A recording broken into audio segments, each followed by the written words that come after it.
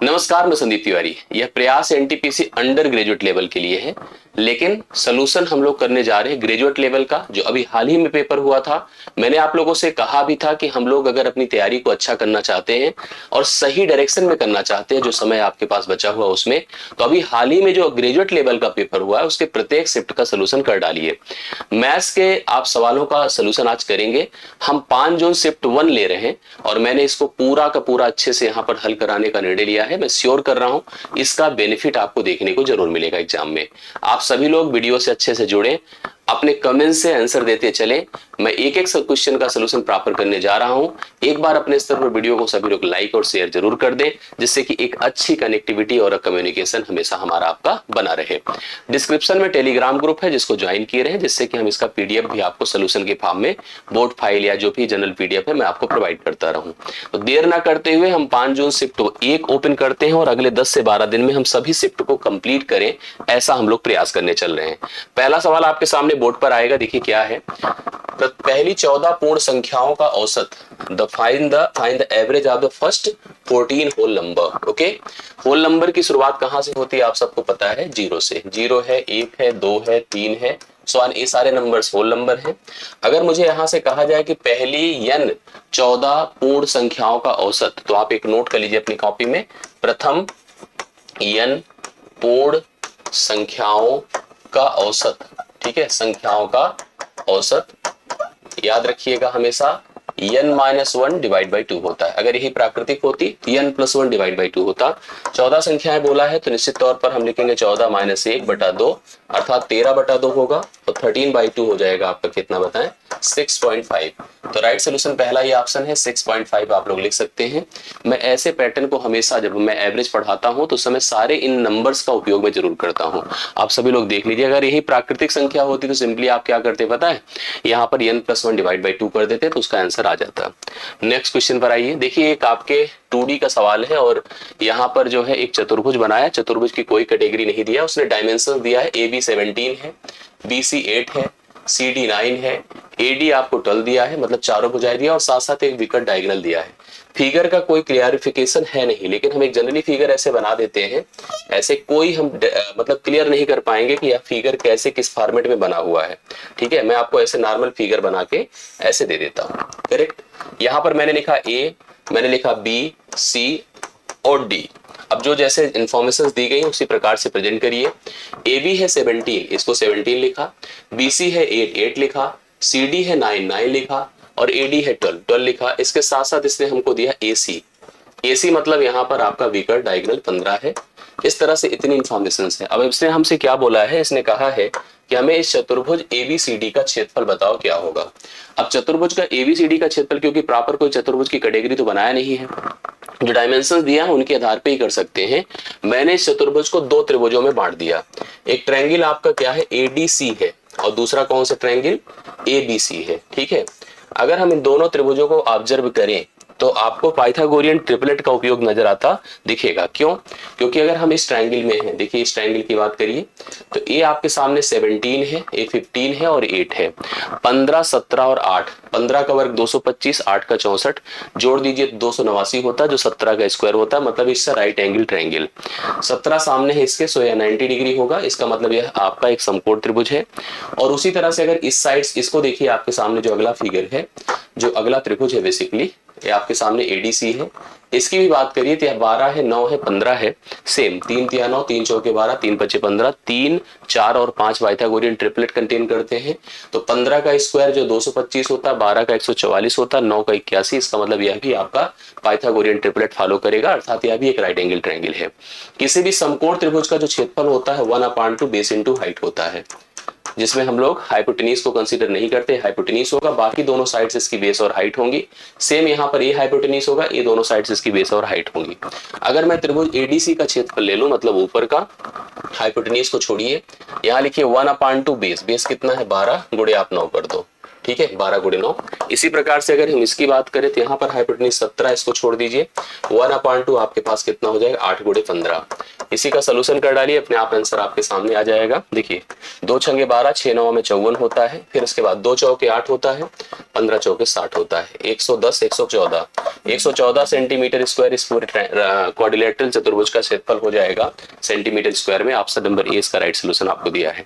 ध्यान से देखिएगा, तो बिल्कुल टफ नहीं था, बहुत ही प्रॉब्लम नहीं है, इस तरह का ही पेपर बनता है एनटीपीसी में, और वो भी ग्रेजुएट लेवल में।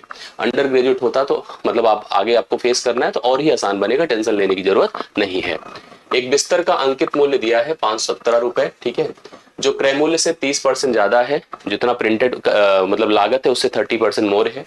यदि सेल करने पर उसे लाभ 2% का होता है तो छूट प्रतिशत दशमलव के 2 स्थानों तक हमको निर्धारित करके देना है। इसमें इस 517 का कोई रोल नहीं है, ठीक है। यहाँ पर 2 चीजें हैं, एक दुकानदार ने जितने में खरीदा था उससे 30% बढ़ा के प्रिंट किया और बेचते समय 2% की छूट ली। दोनों परिस्थितियों में क्रय मूल्य है, इसलिए क्रय मूल्य को बीच में कर दीजिए। प्रिंट किया है ज्यादा, कैसे, 30% बढ़ाकर।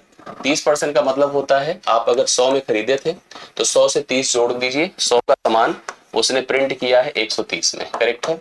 दूसरी तरफ उसे 2% का लाभ हुआ बेचते समय, सेलिंग प्राइस जो आएगी 2% का मतलब अगर 100 में उसने खरीदा था, 2 बढ़ा दीजिए, 102 में उसने सेल किया था।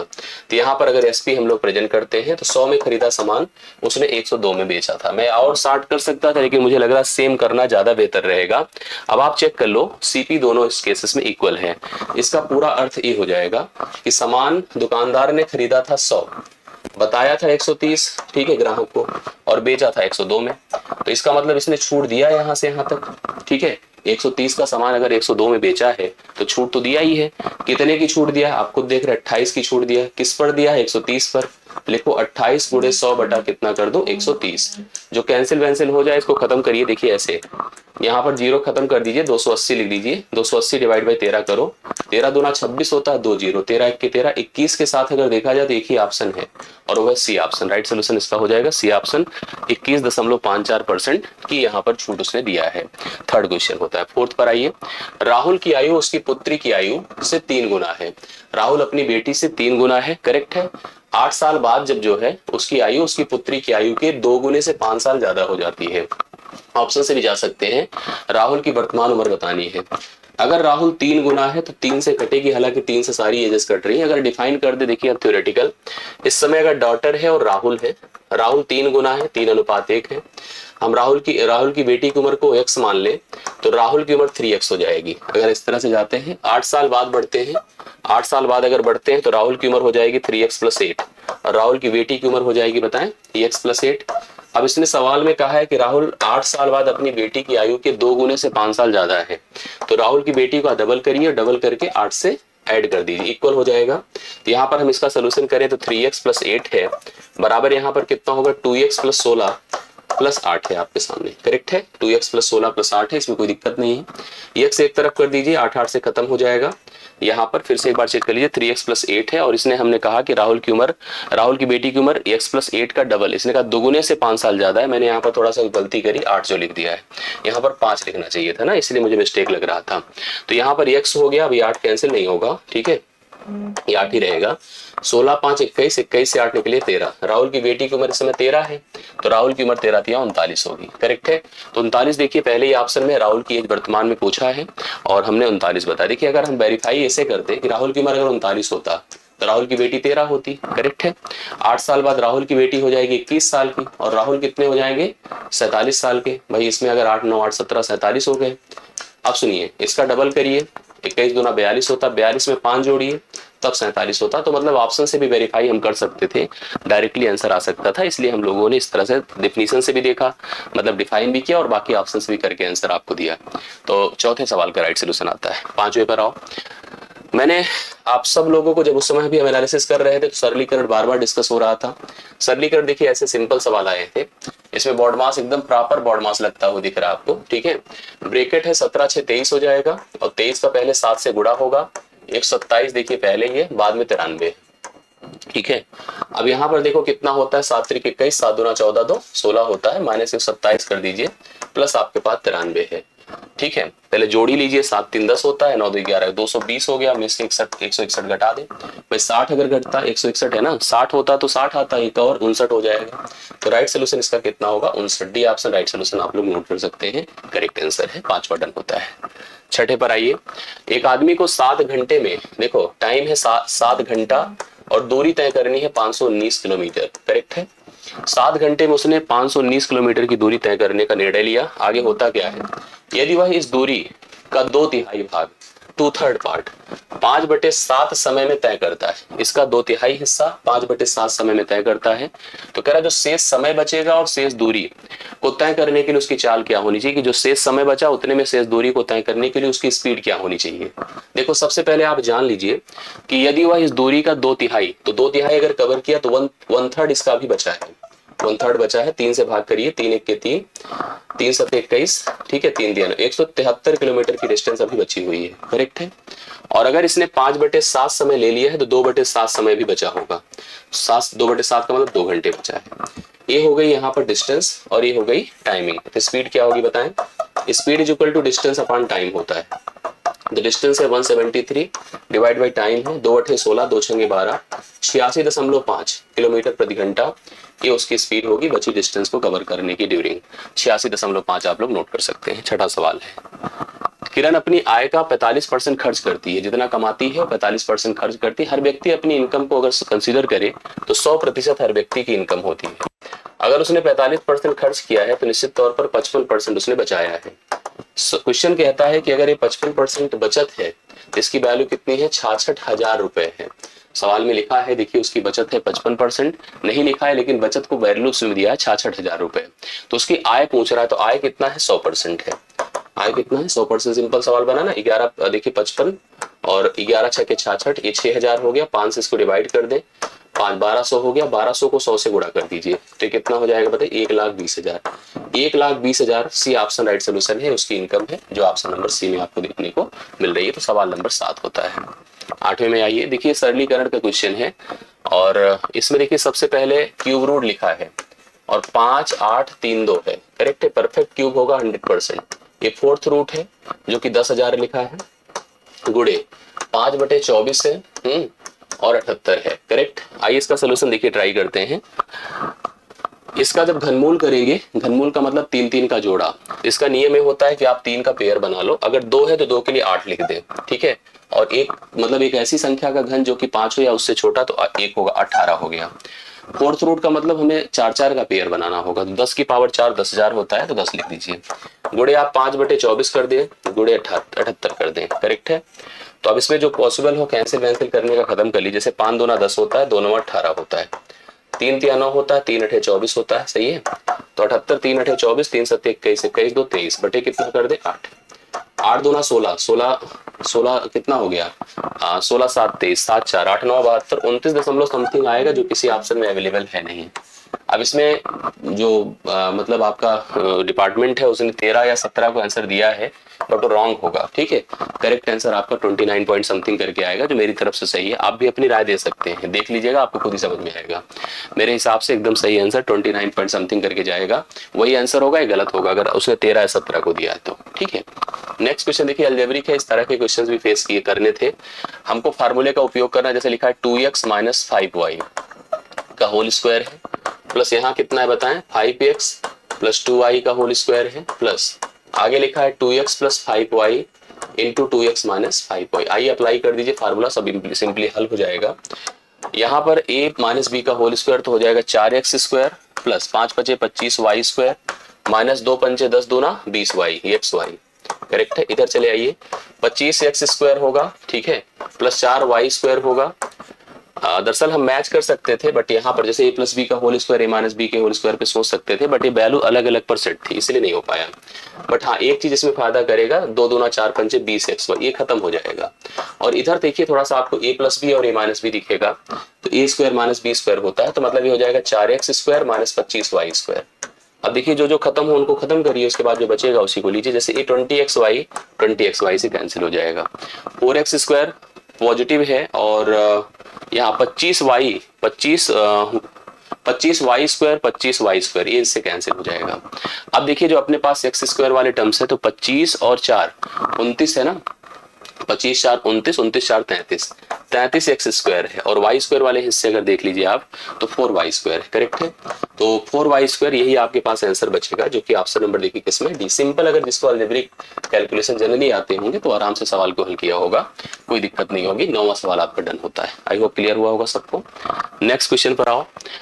वरुण और आशीष मिलकर एक हॉल को 3 दिन में पेंट कर सकते हैं। टाइम एंड वर्क का सिंपल सवाल है। वरुण और आशीष 2 पर्सन है, अगर एक हॉल को पेंटिंग करते हैं तो 3 दिन लगाते हैं, जबकि वरुण अकेले उसको 7 दिनों में पेंट कर सकता है। आशीष अकेले ऐसे 4 हॉल को, ऐसे 4 मतलब एक्स्ट्रा, मतलब और ज्यादा कितने समय में पेंट कर पाएगा। देखो वरुण है प्लस आशीष है, हाल को अपनी क्षमताओं के हिसाब से 3 दिनों में पेंट कर सकते हैं। जिस हाल को पेंट कर सकते हैं, दरअसल ये एफिशिएंसी है, टाइम है। उसी हाल को अगर वरुण पेंट करे तो वरुण को पेंट करने में कितना समय लगेगा, 7 दिन। इससे हम क्षमता इसकी कंपेयर कर सकते हैं। 3 इंटू वरुण प्लस 3 इंटू आशीष, करेक्ट है, बराबर 7 इंटू वरुण। तो वरुण को वरुण की तरफ कर दीजिए, तो 4 इंटू वरुण बराबर 3 इंटू आशीष। इससे क्या होगा ना, वरुण और आशीष की क्षमताओं का जो रेशियो बनेगा 3/4 होगा, कि वरुण की क्षमता 3 की है, आशीष की 4 की। इसका अर्थ है कि एक यूनिट समय में वरुण अगर 3 काम करेगा तो आशीष 4 काम करेगा। सवाल क्या है, पहले पढ़िए उसको। सवाल कहता है उसी हाल को, उस हाल को मतलब जिस हाल को वरुण 7 दिनों में कर सकता था, उसी हाल को आशीष से करवाना है, और लेकिन एक नहीं करवाना है, 4 करवाने हैं। तो 4 करवाने के लिए हमने क्या किया, 4 से भाग कर दिया। दरअसल जो वर्क होता है ना, वर्क हमेशा नीचे होता है, M1D1H1 अगर आपने फार्मूला पढ़ा होगा। और अब आशीष की क्षमता है, आशीष अपने कितने दिन लगाएगा, इसकी बात हम लोग करने जा रहे हैं। सुनिए, वरुण एक समय में 3 काम, आशीष एक समय में 4 काम। तो वरुण के लिए लिखिए 3 गुणे 7 बराबर आशीष के लिए 4 गुणे डी कर दीजिए बटा 4 कर, 4 4 से खत्म, 3 7 21। वैसे भी 21 दिन राइट सोल्यूशन यहाँ बन जाता, सी ऑप्शन राइट सोल्यूशन इसका हो जाएगा, करेक्ट है। तो 10वां सवाल आपका डन होता है। आई होप आप सबको क्लियर हुआ होगा। अगर ना भी करते, जैसे इसको ऐसे करते तो 7 तरीके 21/4 आता, तो एक हाल करता तो 4 करने के लिए 4 से गुणा कर दे तब भी 21 आ जाता। तो करेक्ट आंसर ही हो जाएगा आपके सामने। बाकी आपको M1D1H1 डिवाइड बाई W1R1 इसका उपयोग अगर आता है, जो टाइम एंड वर्क में पढ़ाते समय सब बताया जाता है, तो कोई दिक्कत नहीं हो ऐसे सवालों को करने में, ठीक है। नेक्स्ट क्वेश्चन देखो। देखिए सिंपल सवाल आया, 2 संपूरक, संपूरक मतलब ऐसे 2 कोण, ठीक है, अगर अल्फा प्लस बीटा है तो इनका कोणों का योग हमेशा कितना होगा, 180। तो संपूरक, 2 कोणों का जोड़ अगर 180 है तो संपूरक होते हैं। मैं बड़ा कोण कह रहा छोटे कोण से 28 डिग्री अधिक है, ठीक है, बड़ा छोटे से 28 डिग्री अधिक है। तो बड़ा अगर अल्फा है, छोटा अगर बीटा है, तो अल्फा माइनस बीटा बराबर 28 हो जाएगा, ठीक है। और आपको मैंने पहले ही बता दिया कि अल्फा प्लस बीटा आपको दिया है यहाँ पर 180, जुड़ करके 180 है और घट करके 28 है। जैसे आपसे पूछा छोटा, मैं आपको बताऊं, अगर इस तरह के जब भी ऑपरेशन या समीकरण बनते हैं, अब अगर a प्लस बी दिया है, a माइनस बी दिया है, आपको अगर बड़ा मान करना है तो दोनों को जोड़कर 2 से भाग करें, और छोटा करना है तो घटा के 2 से भाग करें। इससे इसको घटा दे, ठीक है, घटाइए, 10 से 8 कितना होता है, 2, 7 से 2 5, 152 है, 152/2 करिए, छोटा 2 7 14, 2 6 12, 76 डिग्री राइट सोल्यूशन होगा। अगर बड़ा पूछता तो जोड़ के 2 से भाग करते। जैसे अगर मान लीजिए हमसे बड़ा पूछता, फिलहाल इसमें कौन सा पूछा था, छोटा पूछा था ना, ठीक है। अगर बड़ा कोड पूछता तो 180 प्लस 28 करते, बटे 2 करते, मतलब कितना हो जाता बताइए, 208/2। 208/2 का मतलब 104 हो, वैसे भी 104 और 76 मिलकर 180 होता ही होता, वो तो कैसे भी कर लेते हैं, ठीक है। चलो, दीवार के सहारे, देखिए मैं आपको उस समय एनालिसिस में भी बता रहा था, आप लोग इसको समझिए, सिंपल सवाल है, बहुत ज्यादा टफ नहीं। दीवार एक है, एक सीढ़ी ऐसे लगी है, ये देखिए सीढ़ी लगी है ना, ये सीढ़ी है दीवार के सहारे। कह रहा दीवार के सहारे टिकी एक सीढ़ी 36 ग्राउंड के साथ कोण बनाती है। बनाया 36 ग्राउंड के साथ, हॉरिजॉन्टल है। इस प्रकार tan थीटा, जो कोण बना tan थीटा, वो कितना बना पता है, 15/8। तो tan थीटा होता है परपेंडिकुलर अपॉन बेस।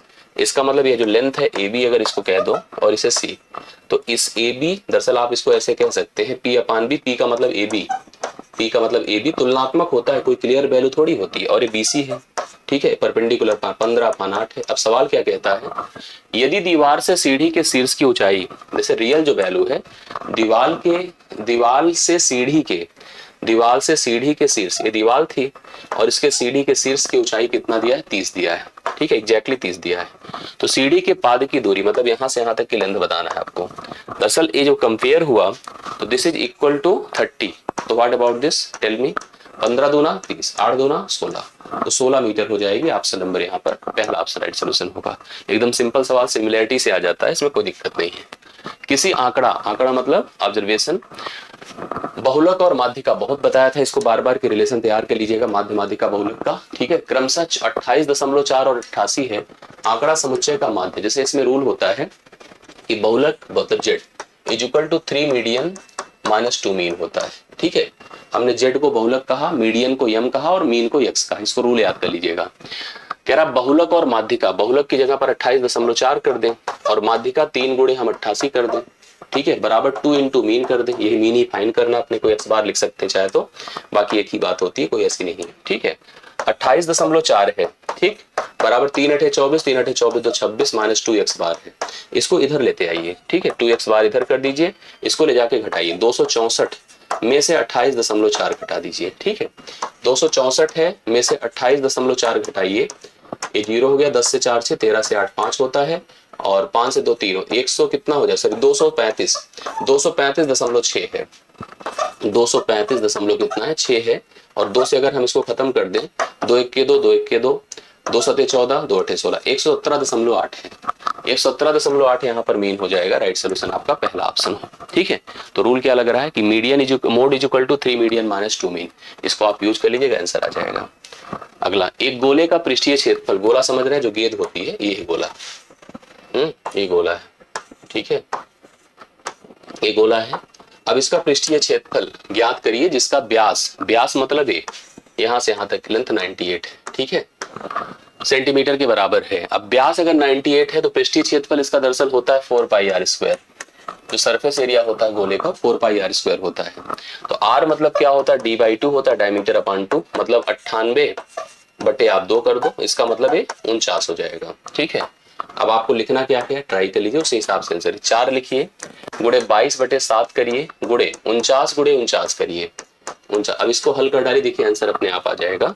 आइए ट्राई करते हैं, ठीक है, थोड़ा सा कैलकुलेशन तो बनेगा लेकिन कोई ऐसी नहीं। 7 7 49, देखिए क्या इन डिजिट से, इन डिजिट में देखो यहाँ 6 है, बाकी 3 जगह 4 है तो फंसा देगा। चेक करते हैं फिलहाल, 4 दूना 8, 8 7 56, 56 6 6 9 में 54, देखिए 4 4 4 सब इन डिजिट में इतना है। इसका मतलब अंतिम में कुल्ले देकर करना गुणा ही है। 22 चौके 88 या 22 सत्ते कर दो, ठीक है, 22 चौके 88 है, 88 गुणे 7 है, गुणे 49 है, ठीक है। चलिए 7 8 56 है, 7 8 56, 56 5 कितना होता है 61, सही लिख रहा हूँ। 7 8 56, 6 हासिल 5, 7 8 56 5 61, गुणे 49 कर देते हैं। 49 का मतलब ऐसे लिखिए 616 गुणे 50 माइनस 1, ठीक है, 50 माइनस 1। अब 50 से गुणा करें, सुनिए 5 अंगे 30, 5 1 के 5 3 8 होता है, 5 अंगे 30 होता है, करेक्ट है। सही किया हूँ, एक बार चेक कर लीजिए। 5 अंगे 30, शून्य हासिल 3, 5 1 के 5 3 8, 5 अंगे 30 30, ये इसमें से आपको घटाना क्या, 6 16, 10 से 6 4, 9 से 1 8, चेक करिए 8 के साथ 2 विकल्प हो गया, देखिए ऐसे होता है, ठीक है। 9 से 1 8 होता है, 7 से 6 1, अब 1 के साथ यहाँ पर एक विकल्प है, पहला ऑप्शन राइट सोल्यूशन हो जाएगा, ठीक है। तो इस तरह से विकल्पों से जा सकते हैं, थोड़ा सा मतलब चीजें शॉर्ट हो जाती है, बाकी करना सब कुछ था, ठीक है। तो करना सब कुछ था, तो फिलहाल गोले पर वर्क करना है आपको, ये रिस्पॉन्सिबिलिटी हमारी है। प्रेक्षण है, फिर इस तरह से हमारे पास आंकड़े हैं। माध्यिका पूछ रहा है, कोई नहीं, माध्यिका जब इस तरह के आंकड़े देता है तो सबसे पहला काम होता है आंकड़ों को असेंडिंग मतलब बढ़ते क्रम में लिख लेना है, या घटते क्रम में लिख लीजिए, बढ़ते क्रम में। आइए पहले बढ़ते क्रम में लिखने से पहले एक चीज और ध्यान दीजिए, आंकड़े इवन है कि ऑड है चेक करना है, सम है कि विषम है। एक बार काउंट कर लेते हैं, 1 2 3 4 5 6 7 8 9 10 11, 11 टोटल है। एक बार फिर से देखिए, 1 2 3 4 5 6 7 8 9 10 11, 11 है। 11 का मतलब क्या है, ऑड है। ऑड है तो माध्यिका जो होती है वो क्या होती पता है, n+1/2 होती है।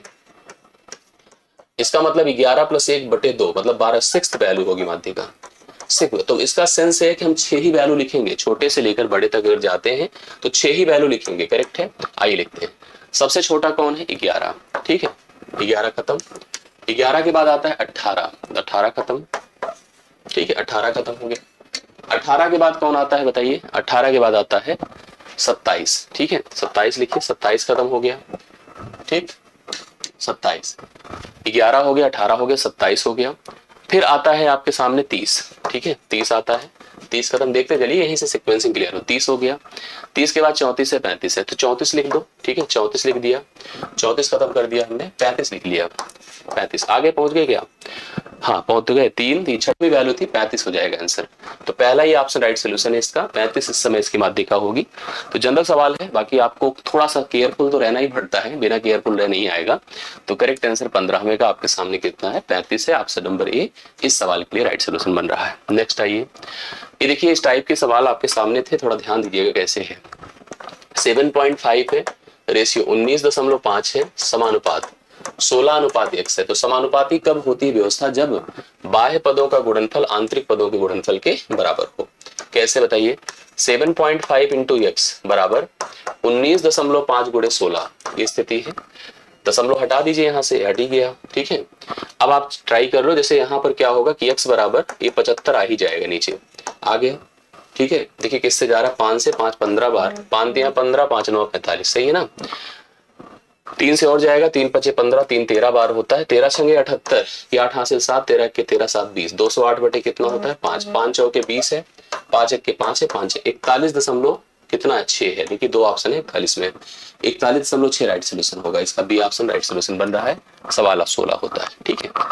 एक धनराशि 16% वार्षिक ब्याज की दर से साधारण ब्याज और चक्रवृद्धि ब्याज के रूप में संयोजित की जाती है, जिनके वजह मतलब यहाँ पर ध्यान समझिएगा, ये जो अंतर है धनराशि 16% ब्याज की दर से साधारण ब्याज की और चक्रवृद्धि ब्याज के रूप से, जिनके बीच का अंतर ये बेसिकली 2 साल का होना चाहिए, ठीक है। यहाँ पर मेंशन नहीं है, सिंपल एंड कंपाउंड इंटरेस्ट 2 साल का ही होगा, 2 साल का ही होगा, ठीक है। 16% की ब्याज दर है, 2 साल का समय, अंतर 797 है, ठीक है। तो हमसे पूछा हुआ धनराशि, दरअसल समय तो देना ही पड़ेगा ना भाई, क्योंकि हमसे अगर प्रिंसिपल पूछ रहा है, या तो समय ही पूछता तो बात होती, तो प्रिंसिपल देना चाहिए था। 2 ही साल का होना चाहिए इसमें। तो 2 साल के लिए जो सिंपल रूल होता है PR² 10,000, या जो है 16% अगर चक्रवृद्धि ब्याज है, ठीक है, ब्याज की दर है, तो साधारण में 32% आएगा। साधारण में कितना आएगा? 32% आएगा। चक्रवृद्धि में 16 16 32 256, 2.56 का डिफरेंस होगा, 2.56% का।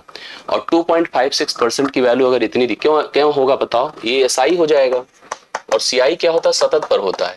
तो 16 + 16 + 16 गुणे 16 बटे 100, तो 16 16 तो ठीक है, 32 है, ये 2.56 हो जाएगा, ठीक है, परसेंट, यही अंतर है। और 2.56 की वैल्यू अगर हमको दिया है 797, तो हमसे प्रिंसिपल अर्थात 100% का मान पूछ रहा है। बोलिए हम कितना लिख सकते हैं? ऐसे तुलना, बाकी ये फार्मूला है, ठीक है, दोनों से जा सकते हैं, दोनों एक ही बात कह रहे हैं, ठीक है। यहाँ भी परसेंट, यहाँ तो परसेंट से गायब कर, दशमलव हटा दे, 2 जीरो यहाँ बढ़ा दें। अब इसी को जितना शॉर्ट में कर सके, ये आपके ऊपर डिपेंड करेगा कि इसको कितना शॉर्ट में कर सकते हैं। करके हमें 100 से भाग करना है। 9 सत्ते 63, अंतिम में 3 पर 2 विकल्प, पहला और दूसरा। दरअसल हम लोग ऐसे जा रहे थे, 9 सत्ते 63, ठीक है। और अगर हम गुणा करेंगे 7, क्यों? देखिए 7 छंगे 42, जैसे हम लोग लास्ट में अगर हम इसके साथ प्रोडक्ट करते हैं 42, तो इस हिसाब से देखिए हम कोशिश तो कर सकते हैं, लेकिन जैसे वही है ना कि टाइम टेकन प्रोसेस तो है ही है। थोड़ा सा अगर हम इसकी क्लियरिटी करते हैं, देखिए हम लोग सवालों को अगर सोल्यूशन कर रहे हैं, तो थोड़ी सी क्लियरिटी पर अगर चलते हैं, तो इसका आंसर कितना हो जाएगा? मतलब नियरर की तरफ जा रहे हैं, क्योंकि 2 साल तो वहां मेंशन में नहीं, डाउट तो वैसे भी बना था, लेकिन कोई नहीं, हम यहाँ पर इसको भाग करेंगे, बेसिकली इसके साथ गुणा करके हम इसको भाग करेंगे 6 से, मतलब 256 से भाग करेंगे। तो अपने पास देखो कितना है, 797 है, और 00 तो वैसे ही 00 और बढ़ाते हैं 100 से गुणा करके। इसके बाद अगर हमने इसको भाग किया किससे? इसको भाग किया हमने 256 से, 31132, 31132। अगर हम डेसिमल की तरफ बढ़ेंगे तो ये बढ़ करके आपका इतना हो जाएगा। मतलब इसको आपको भैया करना होगा, ठीक है। जैसे आपको एक काम करना है, देखिए ध्यान से जो मैं बता रहा हूं, इसको इसके साथ गुणा करना है। 797, 00 के बाद 00 और होगा, और 256। आप इसको जितना पॉसिबल हो काटिए, तो आपको आएगा वही, मतलब 32 पॉइंट समथिंग करके ऐसा आएगा कि आपको इतना ही लेना पड़ेगा। अंत में 3 ही लेना होगा, और 3 था भी, मैंने आपसे कहा भी था, अंत में 3 ही आएगा, ठीक है।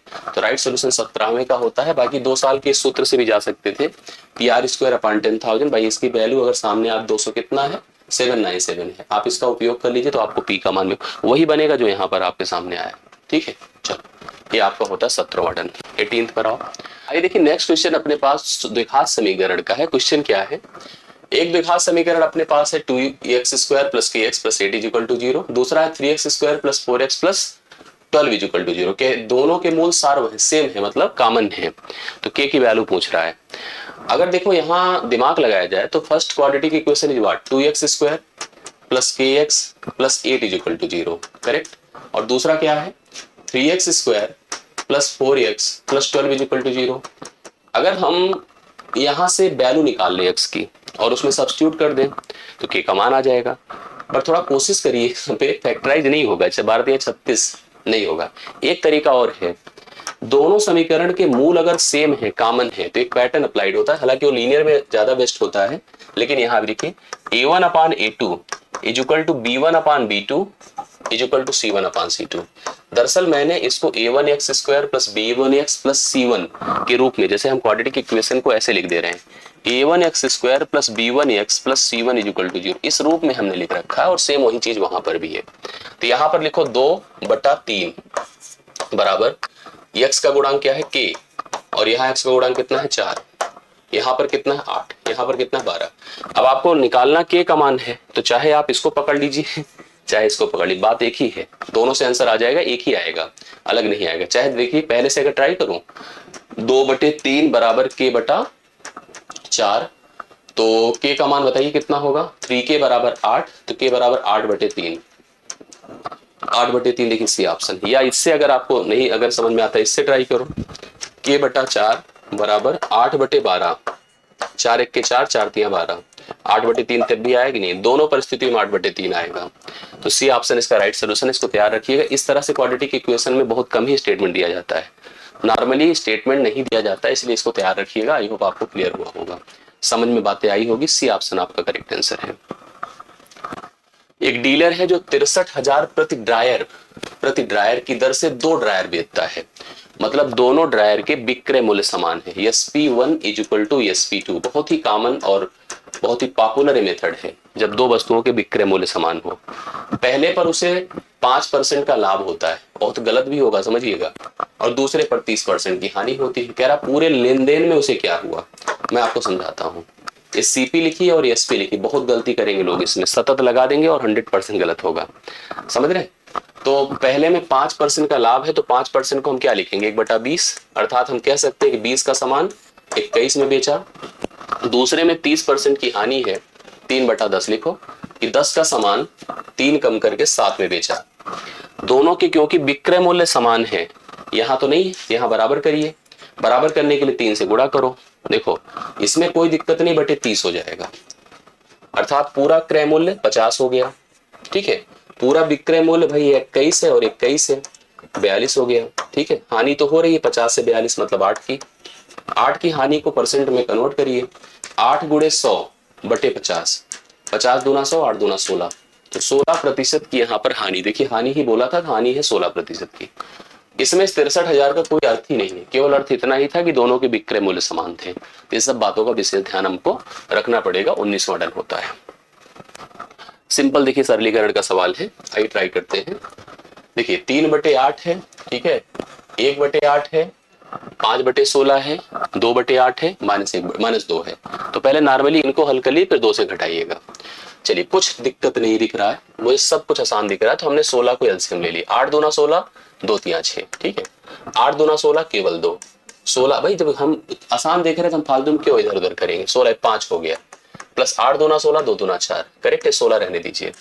6 2 8 5 13, 6 2 8 5 13 4 17, 17/16 माइनस कितना कर दो 2, ये हो जाएगा 17 - 32/2/16, तो कितना हो जाएगा 15 17 32 होता है 15/16, और आंसर किस में आएगा, नेगेटिव में, माइनस में। ठीक है, 15/16 राइट सोल्यूशन है, ये आपके सामने ऑप्शन नंबर सी में करेक्ट आंसर 15/16 है, माइनस में आंसर आ रहा है, तो 20 सवाल डन होता है।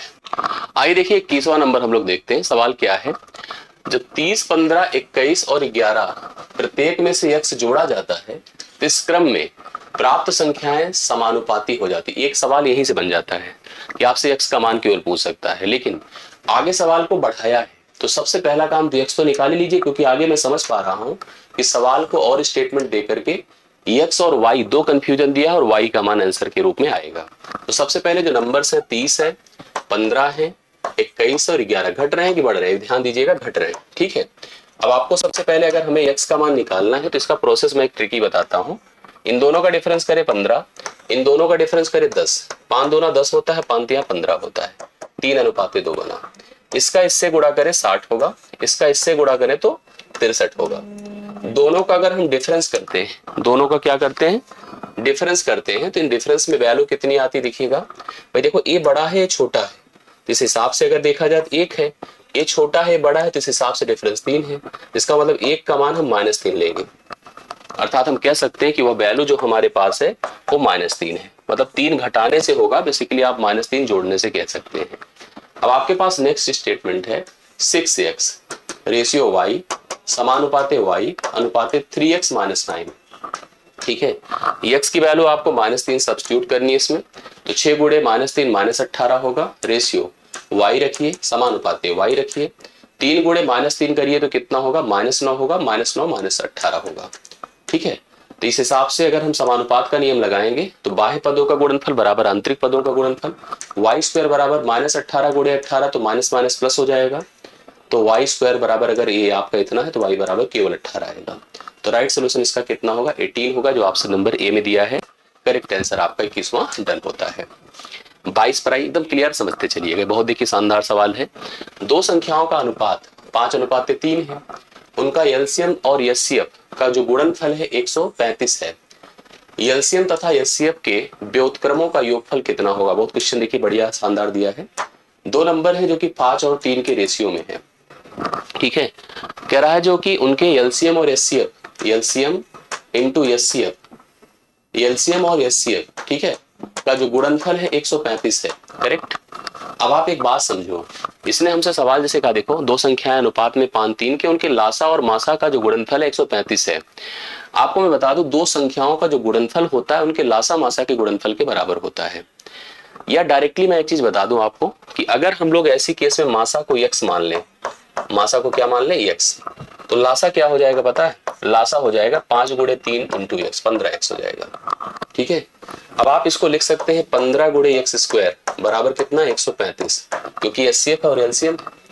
तो यहाँ 15 9 135 होता है, तो x स्क्वायर बराबर आपका अगर 9 है तो x बराबर 3 होगा, तो अर्थात एचसीएफ 3 हो गया और एलसीएम 15 तो यहाँ 45 हो गया।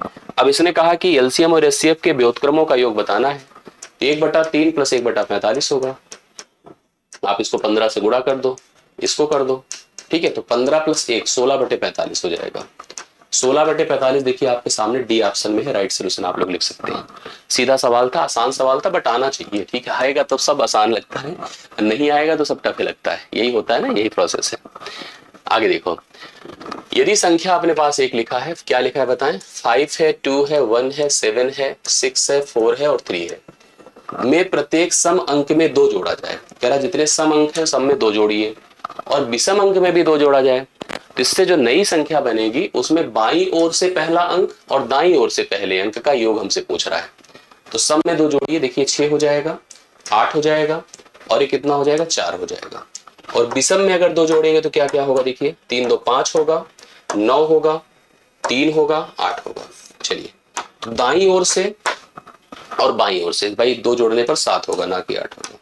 तो यहाँ पर देखिए कितना हो रहा है, 7 होगा। ठीक है, अब बाईं ओर और दाईं ओर की बात अगर करो तो यहाँ से पहला अंक लेना होगा और यहाँ से पहला अंक लेना होगा। भाई पहला अंक लेना है किनारे के दोनों अंक, 7 5 जोड़ दीजिए, कितना आ रहा है 12। राइट सोल्यूशन इसका बी ऑप्शन है, 12 आप लोग नोट कर लीजिए। ठीक है, इस हिसाब से आपको आंसर करना था। वैसे भी देख लेते, या दोनों फिलहाल विषम ही थी, तो विषम ही थी, 3 और 5 8 और 2 2 जोड़ने पर 8 4 12, तो ऐसे भी उत्तर आपका 12 ही आ रहा था, 23वां डन होता है। दो संपूरक, मैंने एक इसमें कोटि उसमें जो है आपका स्पेसिफिकली संपूरक का ही था, तो संपूरक कोण का एक सवाल हम ऑलरेडी कर चुके, दूसरा सवाल इस सेट में है। सोचो, दो कोण अगर अल्फा और बीटा जुड़कर 180 है तो संपूरक है। बड़ा कोण छोटे, एकदम सेम उसी पैटर्न पर सोचो, 2 सवाल था।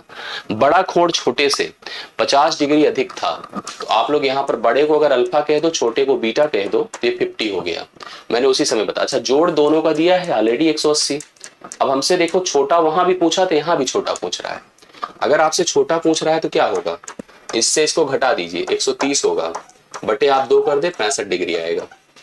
अगर बड़ा पूछा होता तो क्या करते, जोड़ देते, 230 बटे आप 2 करते, 100 कितना आ जाता है, उस हिसाब से आंसर आपका आ जाता है। मतलब ऐसे अगर हम चाहते तो भाई यहां से हम लोग वैल्यू निकाल ही सकते थे, 115 डिग्री कितना आ जाता आपका। ठीक है, मतलब हमको किसी भी हालत में आंसर ज्ञात करने की स्थिति में हम लोग होते हैं आराम से। अगर 230/2 करते तो 115 डिग्री आता, बड़ा छोटा आपका 65 डिग्री आया। करेक्ट है। चलिए, यदि ईश्वर, ईश्वर मतलब भगवान ना, नाव से धारा की विपरीत दिशा में 42 घंटे में, जब विपरीत दिशा में जाते हैं तो धारा का विरोध मिलता है, 42 घंटे में 721 किलोमीटर की दूरी तय करते हैं। ठीक है, उसी धारा की दिशा में, मतलब उसी धारा की दिशा में इस दूरी को 15 घंटे में तय करने में लगता है। धारा की चाल देखो, सबसे पहले दूरी है, दूरी में कोई दिक्कत नहीं है। दूरी को दो प्रकार से तय किया गया, एक तो प्रतिकूल, एक तो अनुकूल। अगर प्रतिकूल तय किया गया जिसमें धारा का विरोध रहेगा, ठीक है, प्रतिकूल का मतलब ऐसे समझा करिए x - y, चाल भाई निकालना पड़ेगा क्योंकि दूरी आपको पता है 721 है और कितना घंटा लगा है, 42 घंटा। करेक्ट है, ये हो गई किलोमीटर प्रति घंटा। इसको थोड़ा शॉर्ट कर लीजिए पहले, फिर प्रतिकूल चाल हो गई। जैसे देख रहा हूं 7 छंगे 42, 7 1 के साथ 7 3 21। ठीक है, देखिए 3 दूना 6 होता है, नहीं 3 से तो कटेगा नहीं, 103/6 है। करेक्ट, 103/6 है, 103/6 ही रहने दीजिए, क्या जाता है। ठीक है, ये हो गई प्रतिकूल चाल। अनुकूल की बात करिए, अनुकूल कह रहा, अनुकूल क्या होता है, इसी दूरी अर्थात 721 को ही यहाँ पर x + y हो गया। अगर अनुकूल है तो धारा का सपोर्ट मिलता है, ठीक है, ईश्वर को, ईश्वर की नाव को। तो अभी अब की बार यहाँ पर समय कितना रहेगा, 15। भाई समय को दूरी को समय से भाग करने पे तो चाल आता है। यहाँ देखिए कितना होता है, 3 × 5 = 15 है। फिर से वही देखिए, जा सकते थे हम लोग फिलहाल। 3 × 5 = 15 है, 3 दूना 6 है। ठीक है, 3 दूना 6 है, 3 7 21 है, 3 7 277/5 है, ये है 277/5। सवाल क्या कहता है कि हम लोगों को धारा की चाल, देखिए यही चीज है जैसे भी पीछे हम लोगों ने किया, तो उसी तरह से अगर धारा की चाल निकालनी है, अनुकूल में समय कम, मतलब अनुकूल की चाल ज्यादा होगी, प्रतिकूल की कम होगी। अगर ऐसी स्थिति में हमको धारा की चाल निकालनी है तो धारा की चाल मतलब प्रतिकूल चाल, अगर हम इसको अनुकूल कह दें u है और प्रतिकूल v है, तो धारा की चाल हमारी पास हो जाती है u - v/2। करेक्ट है, तो आप इससे इसको घटाइए, देखिए कितना आएगा, 721/15 में से 721/42 घटाकर बटा हमको क्या करना है, 2 करना है। तो अगर मैं 721 को कॉमन कर लूं, कर लिया, 1/15 होगा माइनस, अभी और भी एक बार एक स्टेप कॉमन कर सकते, क्योंकि 3 से दोनों कट रहे थे, तो हम 3 से चाहते तो 721/3 कॉमन कर लेते हैं। करेक्ट है, चलिए कर ही लेते हैं। 721/3 कॉमन कर लिया, इससे क्या होगा, 1/5 होगा। ठीक है, 1/5, और यहाँ पर 1/14 हो जाएगा, 14 × 42 होता है, यहाँ पर 2 हो गया। 721/3 रहने देते हैं, 2 को भी साथ ही बुला लेते हैं, इसको साथ ही। ठीक है, यहाँ 14 में से 5 निकलेगा, 9, 9/14 × 5 = 70 हो गया। ठीक है, अब देखिए क्या हो रहा है, कई चीजें देखिए खत्म हो जाएंगी, आसान भी हो जाएगा। 3 × 9 होता है। ठीक है, 7 दहम में 70 होता है। अब काटो, 7 अच्छा लगेगा काटना। ठीक है, अब देखिए अपने पास क्या स्थिति है भाई, ऊपर मल्टीप्लीकेशन 309 होगा और बटा कितना होगा, 20 होगा, तो 20 1 के 20 है। अब देखिए आसानी से आंसर भी आएगा, 20 1 के 20 है, 10 9, तो 20 से अब जाते देखिए 20 × 5 = 100, तो आंसर देखिए गलत भी हो सकता है, उस समय था यहाँ पर हमें 15 दशमलव समथिंग करना, तो पहला ऑप्शन गलत हो गया। इसीलिए ना इन सब चीजों का बहुत ख्याल रखना पड़ेगा। 15.45 इसका राइट सोल्यूशन आएगा। ठीक है, तो सही से ध्यान रखिएगा तो आंसर करेक्ट हो जाएगा, 25वां डन होता है। ठीक, चलो सुधार करना जरूरी है, फिर कहीं गलती हो तो बताना। एक कक्षा के 30 विद्यार्थियों ने एक परीक्षा दी। ठीक है, 12 विद्यार्थियों का औसत 60 है, बाकी विद्यार्थियों का औसत 62 है। कक्षा का औसत क्या है, एकदम कंबाइंड मीन का प्रोसेस है। संख्या लिख देते हैं, ठीक है, और औसत लिख देते हैं। संख्या लिख दिया, औसत कह रहा 30 विद्यार्थी थे, औसत कितना था, परीक्षा दिया 30 विद्यार्थियों ने, अभी 30 ने टोटल दिया, मुझे औसत कंफर्म नहीं। इसमें से देखो स्थिति क्या है, 12 का औसत कितना है पता है, 60 है, जो बचे कितने 18, इनका औसत कितना है, 62 है। कह रहा है कंबाइन का बताओ। चलो योग बताइए, देखिए हम डायरेक्ट कर रहे हैं, कोई बहुत मेथड हम नहीं लगाने जा रहे। 12 छंगे 72, 720 है।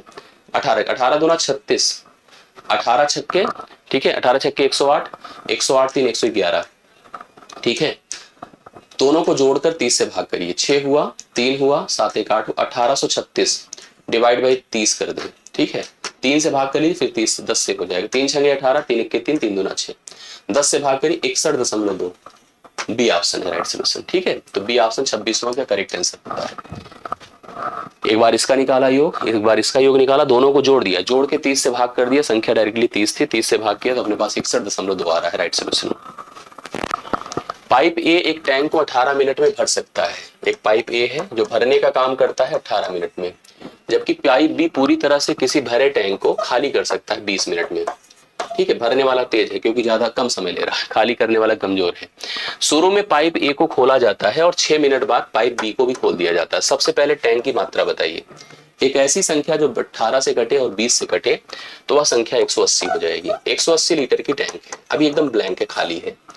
सबसे पहला काम देखो, क्षमता निकाल लो। ये कितना पानी डालती है हर मिनट? 10 लीटर, और ये कितना निकालती है? 9 लीटर। ठीक है, ये स्थिति है। सबसे पहली स्थिति ये है कि इसको जो है ना, शुरू में 6 मिनट तक खोला गया, तो 6 मिनट में से कितना पानी डाल दिया? बोलिए 60 लीटर। अब 6 मिनट के बाद स्थिति है, देखो 60 लीटर पानी इसके पास है।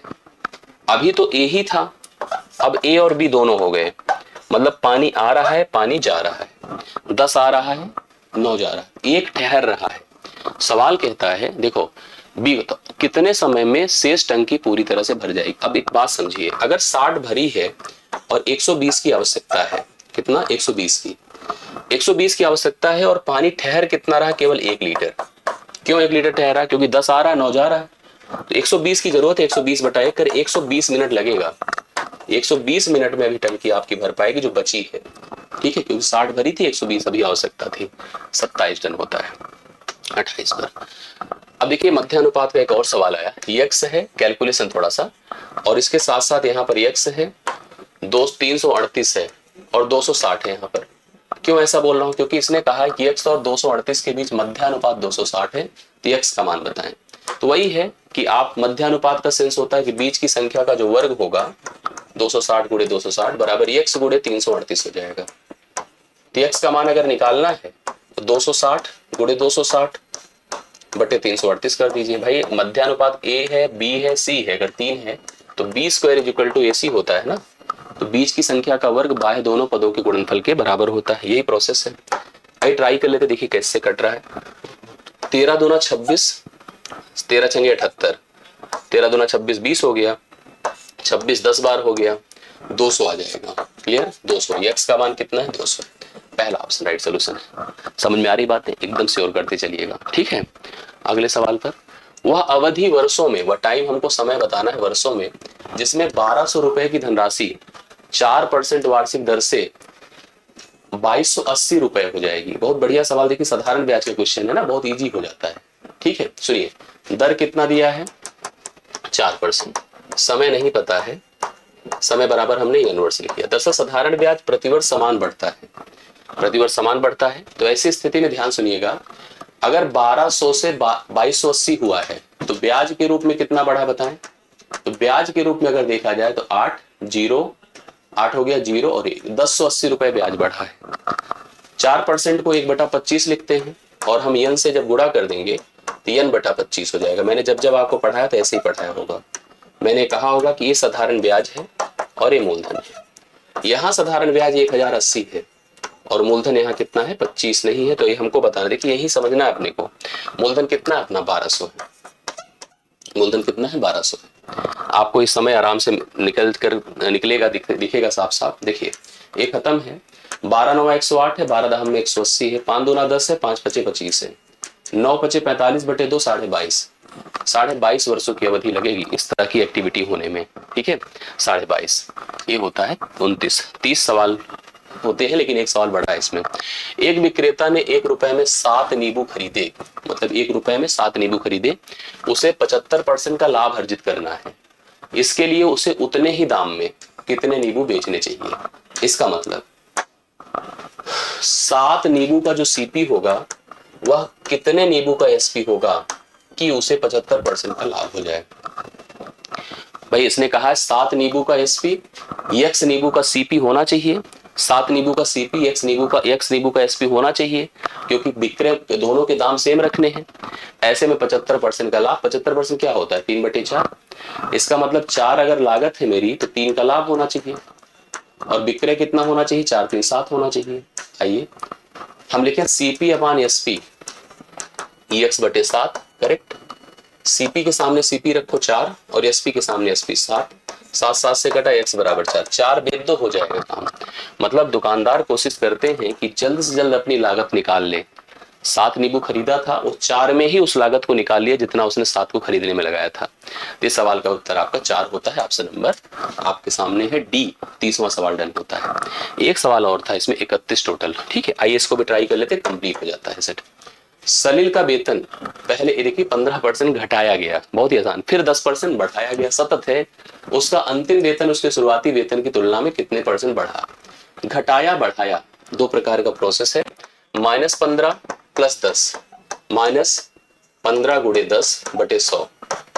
रिजल्ट अगर नेगेटिव में आएगा तो घटेगा, कम ही है। देखिए यहाँ पर सिंपल सी बात है, -5, 10 धाम में 100 होता है, 10 से इसको 1.5 घटेगा, 1.5, तो 6.5 की कमी हो गई। 6.5% घटा है उसका मेन वेतन, अभी का वेतन मूल वेतन से। 31 सवाल डन होते हैं, एकदम श्योर और करेक्ट सोल्यूशन। आई होप आपको सब समझ में आ गया होगा। सब क्लियर करिए, एक एक सवाल की वर्किंग को डन करिए, और ऐसे ही हम प्रत्येक सेट का पहले सोल्यूशन देते हैं आपको, फिर इसके आगे मॉडल पेपर और प्रैक्टिसेस पर काम करते हैं। बहुत बहुत धन्यवाद, थैंक यू सो मच। जुड़े रहिए, पढ़ते रहिए, मेहनत करिए। मेरी ब्लेसिंग, शुभकामना है, प्रयास आपके साथ है। थैंक यू सो मच, धन्यवाद।